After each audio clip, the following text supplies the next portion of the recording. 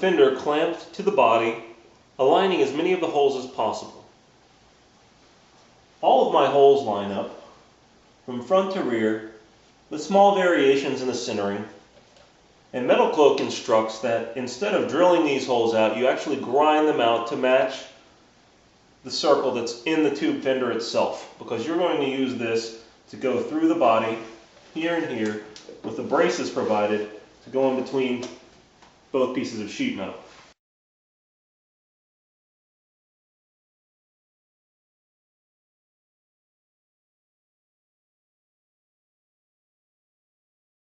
The factory M6 bolt in my setup does not align with the bolt on the body. I sent some pictures to Metalcloak and they assure me that this is fine and that all of the other lines look appropriate on my vehicle. So what I'm going to do is center punch and drill this hole out just like I will many of the other.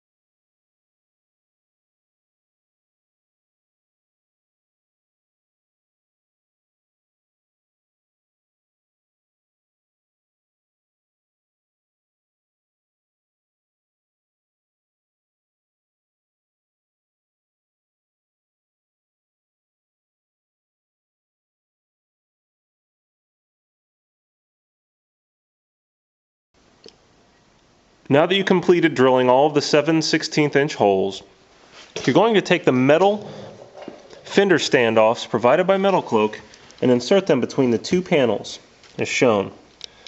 The shorter one is the upper.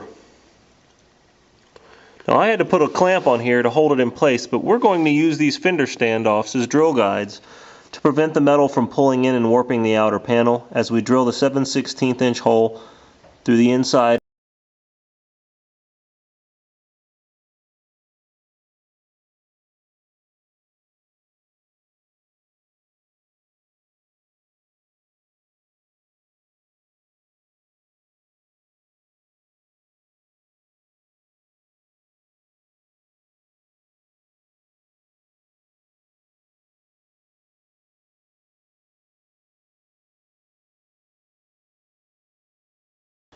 I finished drilling all of my 7/16" holes through the fender standoffs, and since I ordered my Overline fenders in bare metal, I'm going to send them off to the paint shop to have them color match to my body before I do the final installation.